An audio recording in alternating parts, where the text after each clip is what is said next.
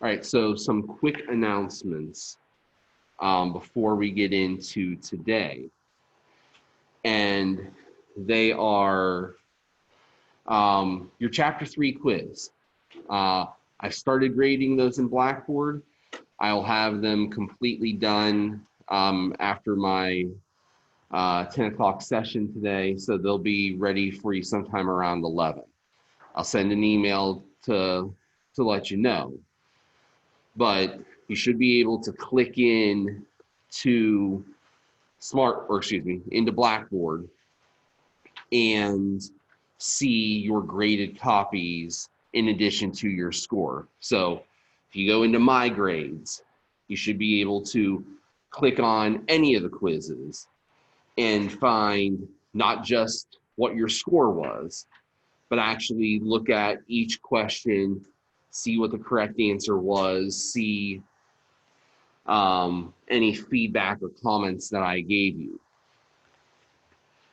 I got about a half dozen questions that were related to the second topic. The chapter review activities. There are 3 activities that I put into SmartWork about a week and a half ago. They're fully adaptive. They just do question after question after question, and they rate something called mastery, how well you understand the topic. Those are review activities. I never intended them to be homework activities. There are no grade columns for them. If you look closely and it says that it's worth 1 point, that's because SmartWork requires me to put a point value on anything I put up into the platform. I can't make an assignment with 0 points because for some reason they go, well, what's the point then? So there's no points associated with it. That's me trying to give you extra practice problems because I know some of you in your review for the exam are looking for more practice than what you can get in your homework and what you get in other places. That brings us to Monday. Monday is our first exam. Once again, no virtual meeting. There will be no Zoom session. Zoom won't even be open during that time. If you click into Zoom, all you're going to find is an empty room. I'm not going to be there. But the exam itself will be available from 7 to 7. So go into Blackboard, go into that exams tab, and from 7 to 7, you'll have available the exam to download. Again, my personal preference would be that you take that download, you go somewhere and print it off, you write in your answers in the spaces, and then you upload it into Gradescope like you would any other Gradescope assignment. That would be my personal preference. If that's not something that's possible for you, you know, Monday you don't have any classes on campus, so you weren't going to come in, you're just going to stay home.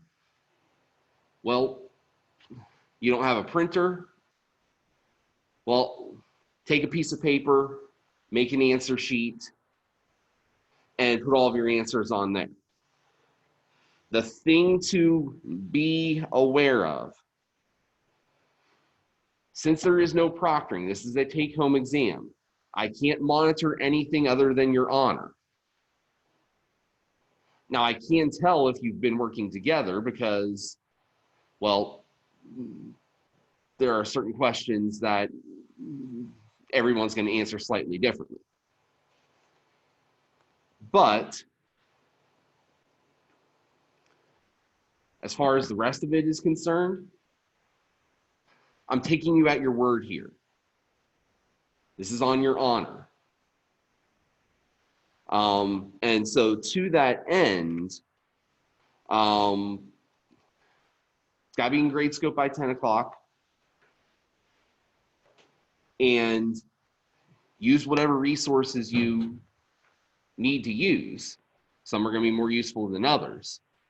But for anything that's calculation oriented, make sure that you show your work, show the process.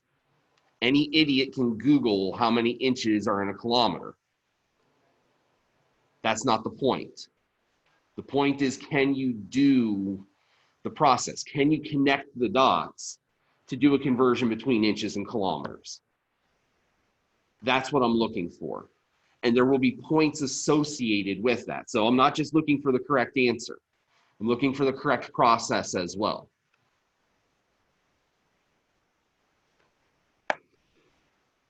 Last note for today, post-lecture, we're going to be doing Lewis structures all day today.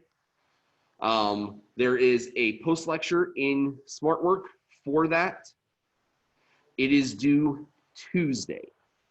Again, the main purpose, the main focus since our quiz on Tuesday was to get you ready for this first exam. There haven't been any assignments due since, and that's the reason why. And so after Monday passes, then we can pivot again back into chapter 4. You can do your Lewis structures stuff.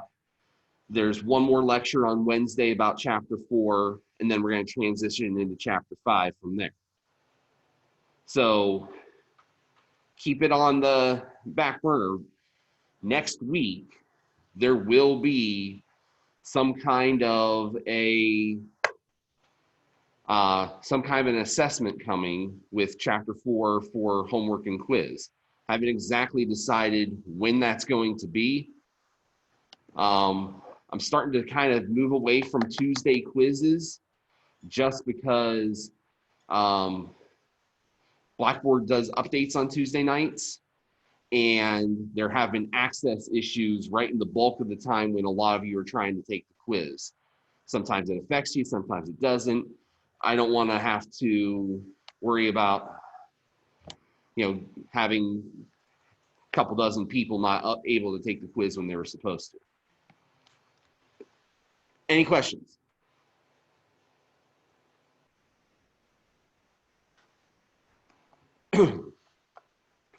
All right then, so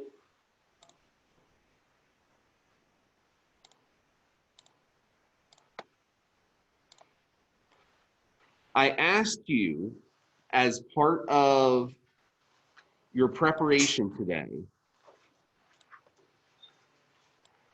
we were going to start working out of this packet right here, and we're going to start doing some of these exercises regarding Lewis structures.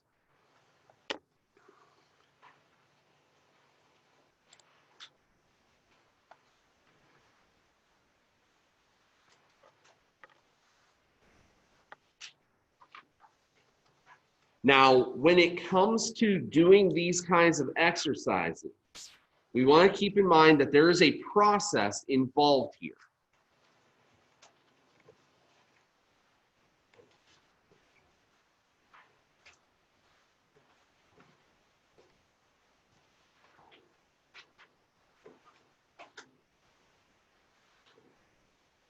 The first step in our process is we need to determine the number of electrons in our molecule.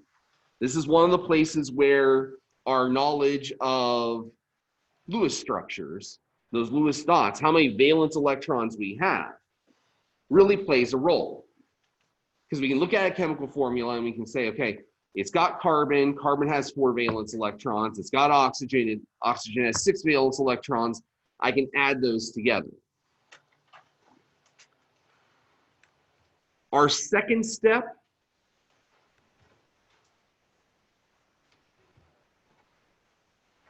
getting ahead of myself,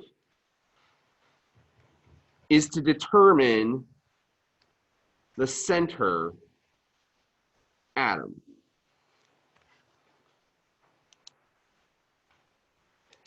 Now, there are a number of ways of doing this. Again, Lewis dots tend to help us the most here.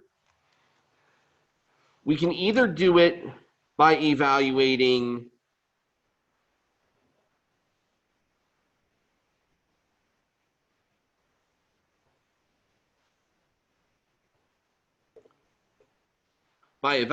the most unpaired electrons in a Lewis dot structure.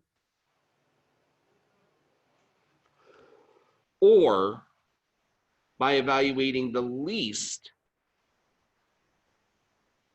electronegative element.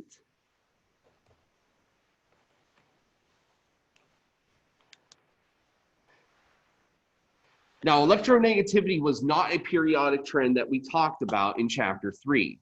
It's one that we are going to talk about on Wednesday next week when we talk about bond polarity and bond enthalpy. But the general trend is this.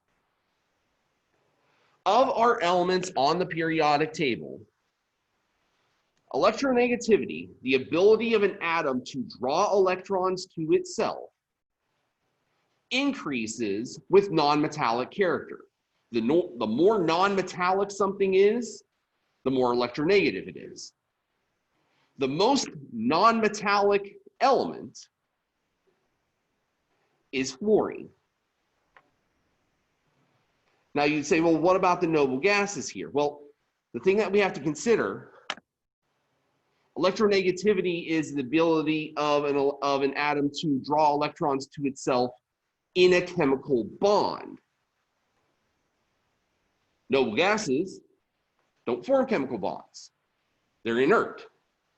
So of those, fluorine, oxygen, and nitrogen are the most electronegative. And then it kind of goes just in order from distance from fluorine. So chlorine is less electronegative than fluorine, sulfur is less electronegative than chlorine, phosphorus is less electronegative than sulfur, and so on. Now, these two principles usually kind of coincide with one another. The least electronegative element also tends to be the one that has the most unpaired dots. Another hint that we are usually given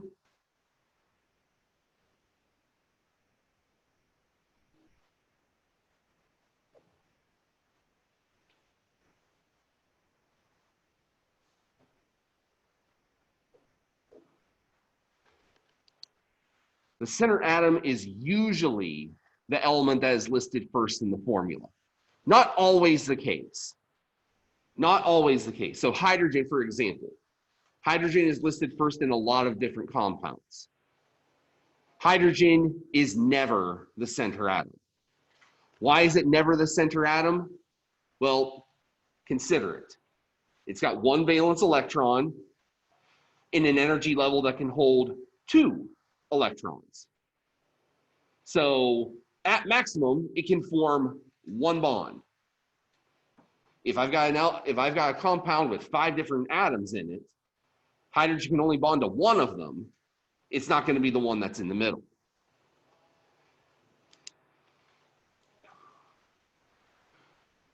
Third step. Draw the simplest structure. And the simplest structure is this.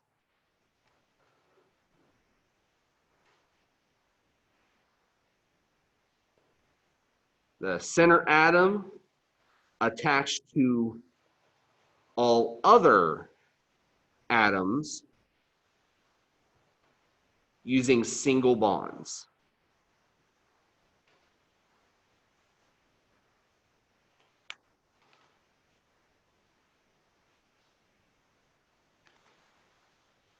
So we will always start with this simplest structure with all single bonds first and foremost. And we will end that simplest structure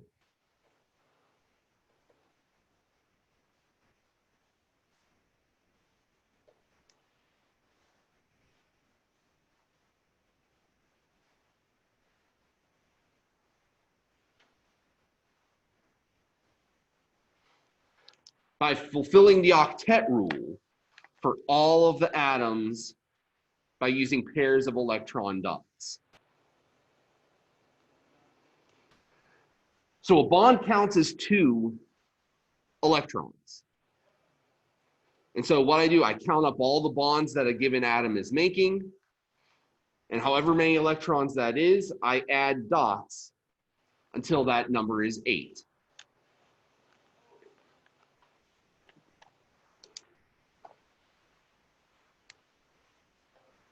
The last step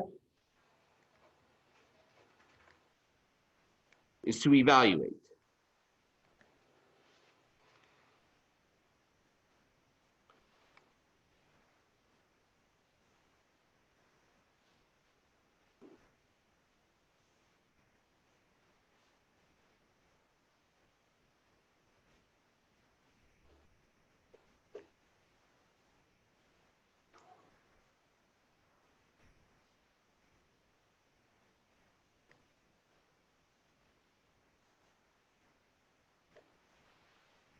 If the number of electrons in the structure equals the electron count in our step 1. So step 4, our evaluation is a comparison of our structure to the first electron count that we did. If the two are equal, then we're done. We've created a valid Lewis structure. Now, it may not be the best structure. We can get into some of those finer details as we go, but will at least be one that makes sense.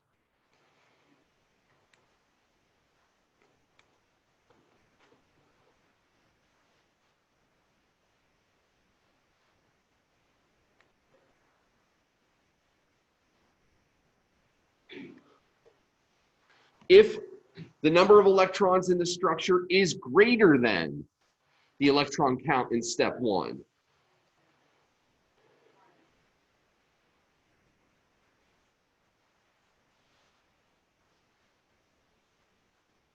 we need to add more bonds.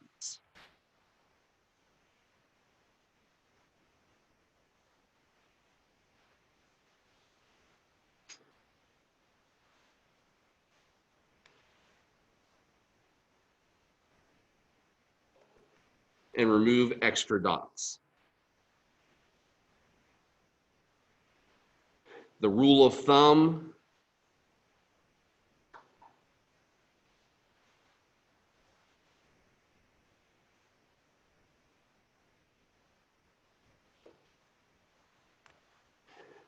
one new bond is going to lower our electron count by 2. So if I have 2 extra electrons, I need 1 more bond. If I have 4 extra electrons, I need 2 more bonds.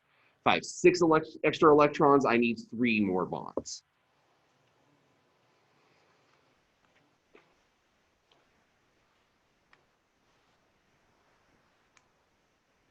The last if statement, if the number of electrons is less than the electron count,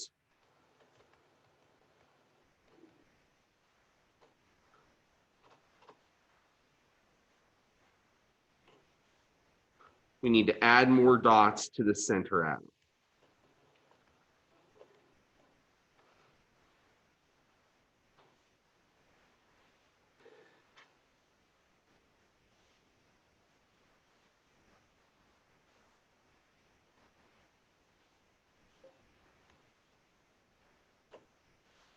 And this one comes with a particular caveat if the center atom is able to break the octet rule.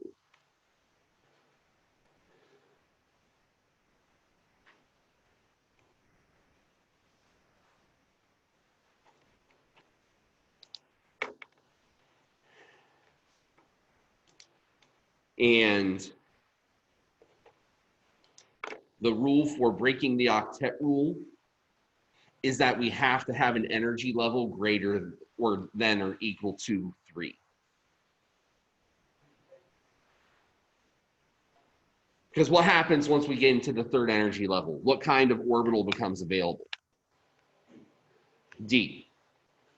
And so the addition of that D sublevel, which for most atoms would be empty, allows for an extra 10 electrons to be potentially added should the need arise. So with that in mind, let's go ahead and look at these structures and start to build them based upon those rules that we just set out. And so we'll start with some simple examples and we'll build our way to more complex. And as we build our way to more complex, we'll start to introduce other concepts that play a significant role in our building of molecules. So let's start with water, H2O. Now hydrogen, alkali metal, has one valence electron, but there are two hydrogen atoms. Oxygen in group 16 has 6 valence electrons. I add those together. I have 8 valence electrons in total to work with here. Once again, we're only concerning ourselves with valence electrons because those are the ones that actually make the bonds. The other 2 electrons in oxygen, the ones in the first energy level, we don't worry about them because they're core electrons. They're not going to actually interact and make bonds. Now, hydrogen can never be the center atom, so it's going to be the oxygen. So I put oxygen in the middle for my simple structure. I draw single bonds to each hydrogen.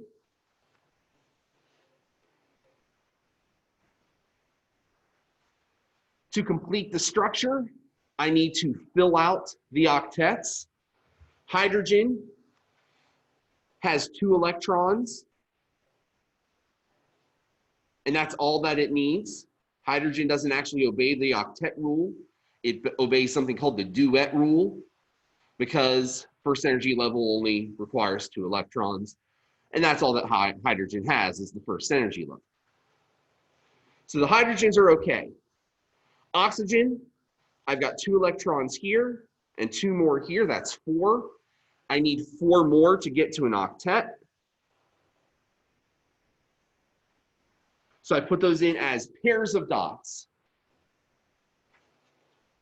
And now I have 8 electrons around this oxygen. It now is obeying the octet rule. So there we go. We've done steps 1, 2, and 3.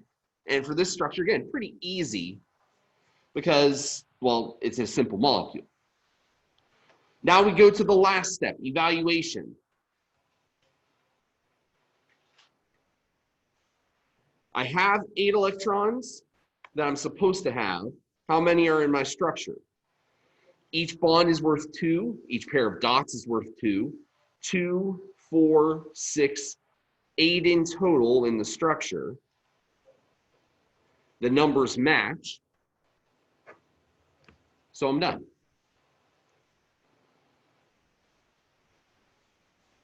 Not too bad.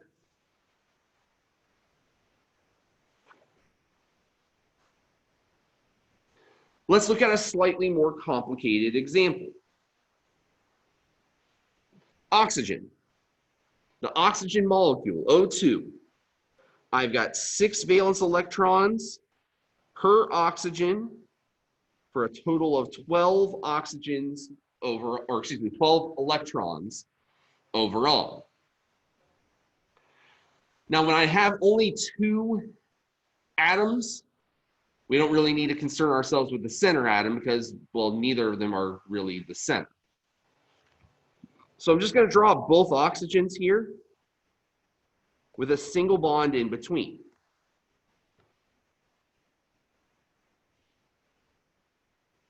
And now I'm going to fill out their octets. Each of these oxygens has 2 electrons from that single bond. So they're each going to need 6 dots to fill out their octet. So 6 for this oxygen.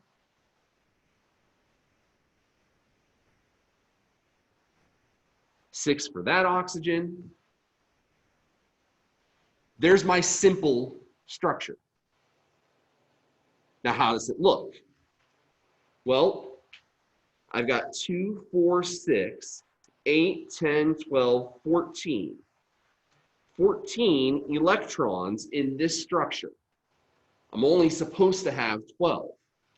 So I've got a problem here. Go back to our rule of thumb. For every 2 electrons over, I need 1 more bond. 14 minus 12 is 2, so I'm 1 bond short. So I'm going to redraw this with an extra bond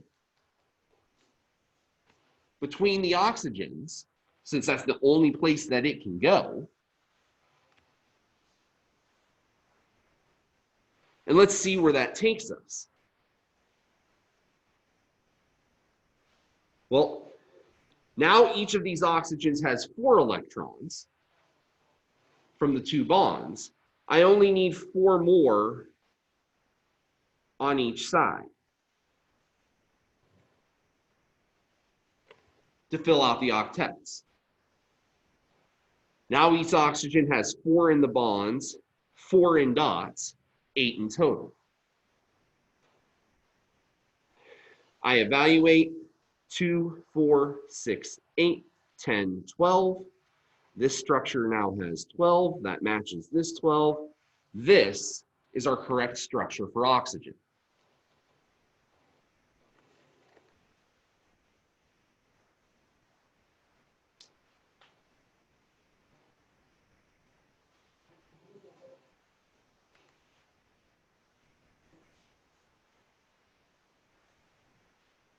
All right, any questions with either of these two?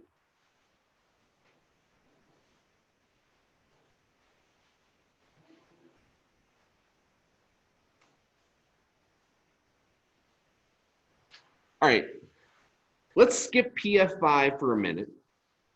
And let's talk about nitric acid, HNO3. Now, acids are a little bit tricky. In acids, what we are going to have essentially are 2 center atoms, because the hydrogen in an oxoacid is going to bond to the oxygen, or at least one of the oxygens, and not the nitrogen. So if we're evaluating 1 for the hydrogen, 5 for the nitrogen,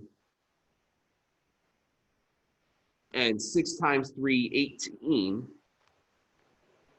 for the oxygens, we get a total of 24 electrons necessary for nitric acid.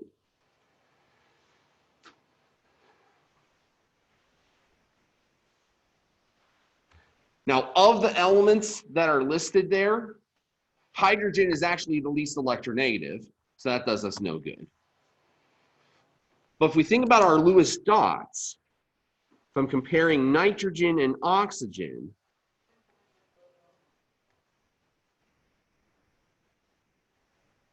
I can see that nitrogen has 3 unpaired dots. Oxygen just has the 2. It's going to be the nitrogen that is going to be the much more likely candidate.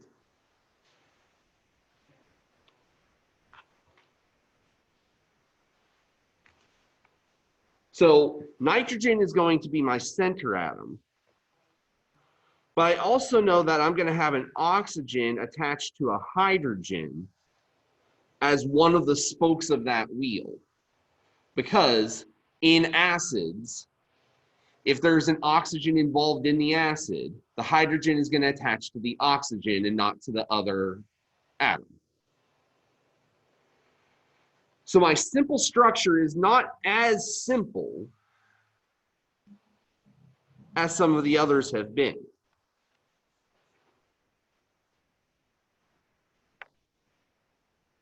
It's just got that extra little wrinkle that we have to concern ourselves with regard to the hydrogen.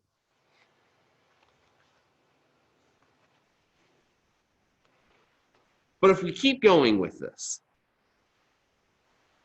this oxygen has just that one bond, so 2 electrons. It needs 6 more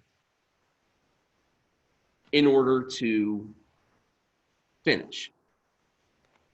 This oxygen up top is in the same scenario. 2 in the bond, so it needs 6 dots to finish. This oxygen on the right-hand side, it's got 2 electrons in this bond and 2 in this other bond to hydrogen. It only needs 4 more.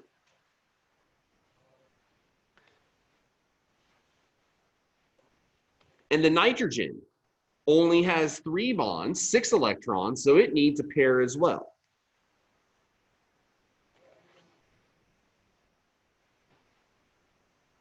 So we've got a lot of electrons floating around here. The question is, do we have 24 electrons? And that's where we have to evaluate. So starting on the bottom, 2, 4, 6, 8,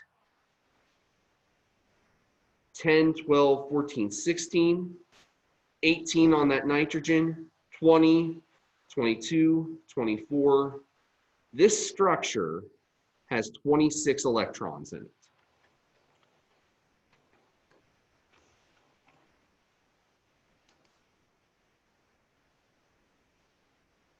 Now we can see that doesn't match.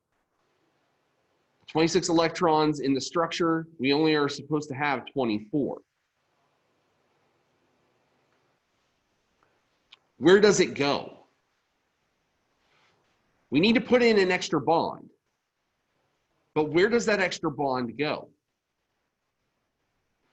Now, to answer that question, this is where, again, the Lewis dots kind of come in handy. Because the Lewis dots represent kind of the ideal number of bonds for a particular item. And so I can look at nitrogen. Nitrogen ideally would only have 3 bonds. But we know that that's not going to be the case in this scenario. We're going to have to create a 4th bond between nitrogen and one of the oxygens. The oxygens ideally would have 2 bonds. And so from that standpoint, this oxygen right here already has 2 bonds. It's not going to want to add a 3rd. These 2 oxygens only have 1 bond, so they're going to be willing to add a 2nd. Which one does it go to? Does it go to the top oxygen, or does it go to the oxygen on the left?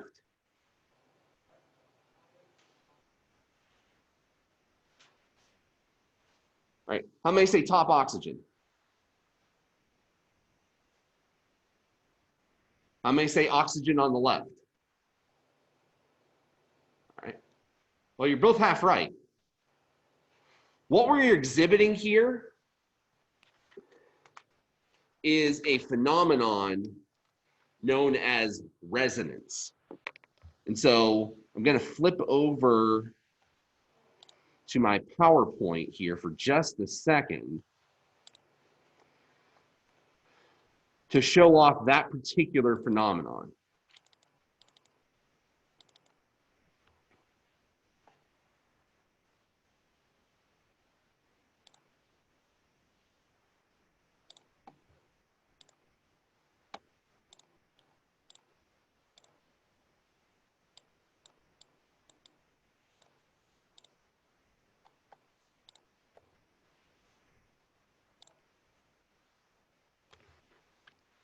Resonance is exhibited anytime we can create 2 or more equivalent Lewis structures. So in the case of the nitric acid, the choice of top oxygen getting a double bond and left oxygen getting a double bond was completely arbitrary. And when that is the case, we have to understand that the correct answer is neither, or the correct answer is both. And the reason why it's neither and both is because the reality is This two-dimensional structure that we are drawing is just a representation. The reality is resonance structures exhibit something called delocalization of electrons, meaning that that pair of electrons bounces between the two bonds that we are debating arbitrarily over. And so that pair of electrons is neither in the top position or the left position. It's in both positions at the same time. It's in neither position at the same time. Those two electrons are being shared by those two sets of bonds simultaneously. To the point of, if we actually evaluate the size of those bonds are equivalent in length. Those bonds are equivalent in strength. And what's even funnier is that those bond lengths and those bond strengths are somewhere between a single bond and a double bond in terms of overall strength, in terms of overall length. So how do we go about drawing that Lewis structure to show that resonance? So we know this isn't the correct answer. What is the correct answer? Well, the correct answer is going to show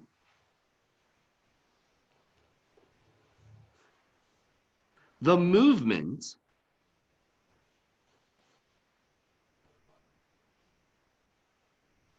of that double bond by drawing both structures simultaneously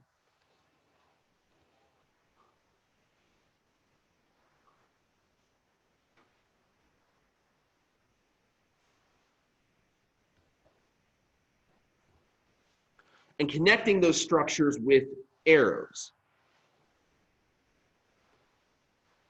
So that is the correct way of showing resonance in a structure.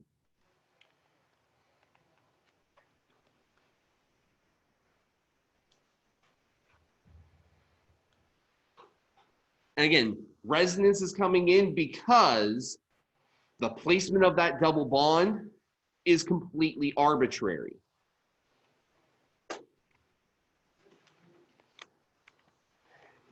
And so one of the other ways to show that resonance, to show delocalization, there's a third way to draw this. And you will see this from time to time. Delocalization is often shown as a dashed line that covers the areas that are sharing those extra electrons. So we're showing a single bond for each and a partial double for each as well.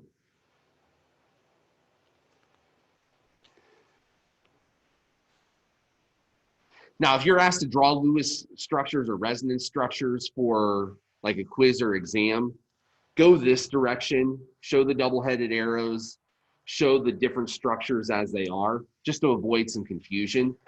I show you this just so that you don't get confused by it if you see it in your textbook or if you see it on a smart work problem, because it is common to see it that way. Especially when we get into organic molecules, organic chemistry, where there's a lot of resonance possibilities, that becomes even more common there. All right, let's do one more example. And then we'll call this a week. I'm going to skip ahead and do OCS. OCS. So I've got 6 electrons for oxygen. I've got 4 electrons for carbon and 6 for sulfur. All told, 16 electrons.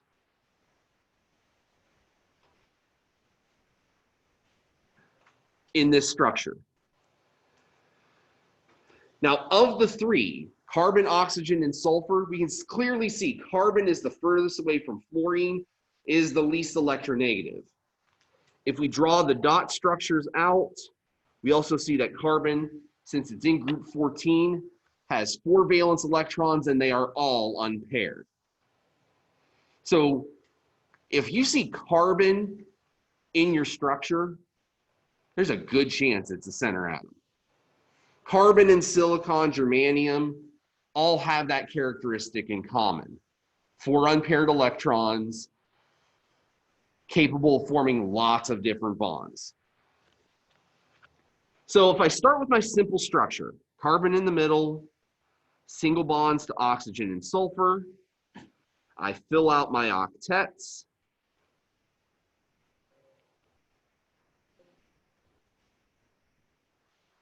I end up with this simple structure here. I add it up: 2, 4, 6, 8, 10, 12, 14, 16, 18, 20. There are 20 electrons in this structure.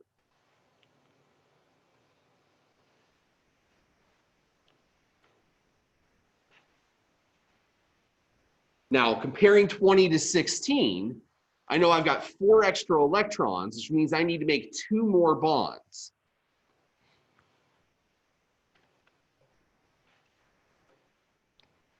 And so with 2 extra bonds, I have 3 potential structures that I can draw that would satisfy this problem. I could have a triple bond between the oxygen and the carbon, and a single bond to the sulfur. I could have a triple bond to the sulfur and a single bond to the oxygen. Or I could split them evenly.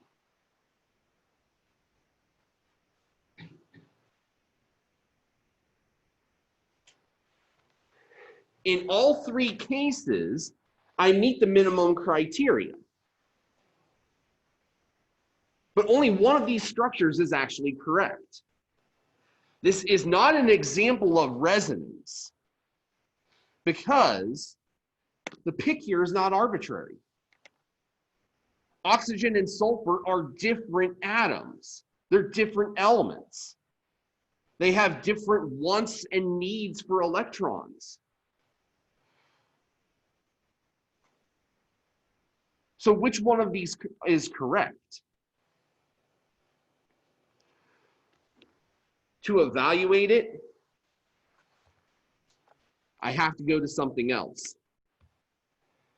I have to go to formal charge.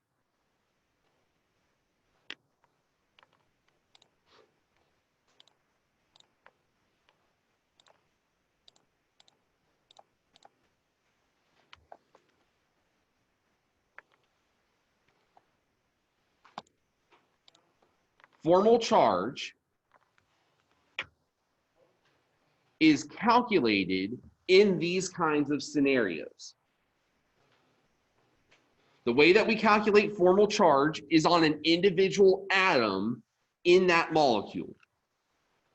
And it's the number of valence electrons that it should have, minus the number of electrons in lone pairs, which for purposes of clarity and easiness, we're just going to call those dots, and the number of bonds. So valence electrons minus dots minus bonds gives you the formal charge for a given atom.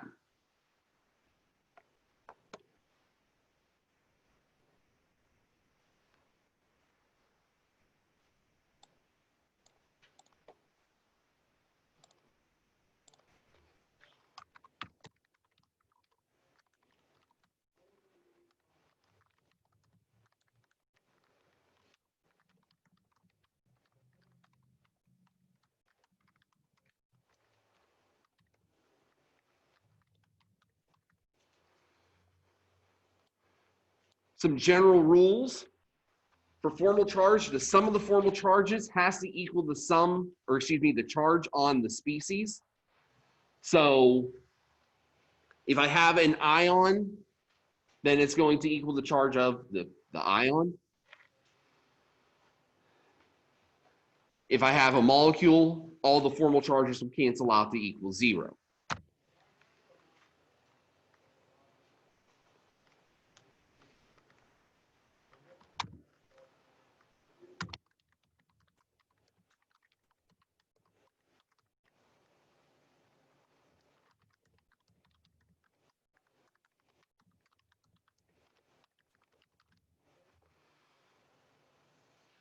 Formal charges should be minimized as much as possible.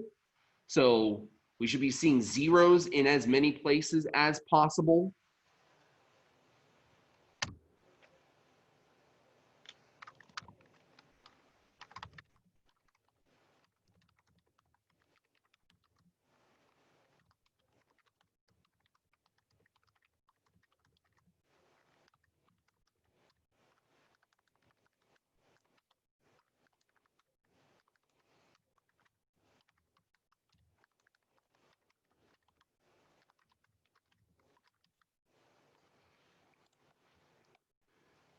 Finally,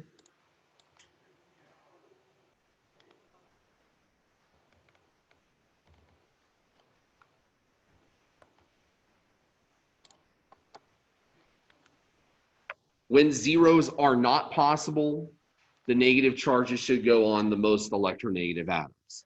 Again, that kind of should make sense. So what I want you to do, 2 things are going to happen. First of all, we're out of time. Went kind of fast there, didn't it?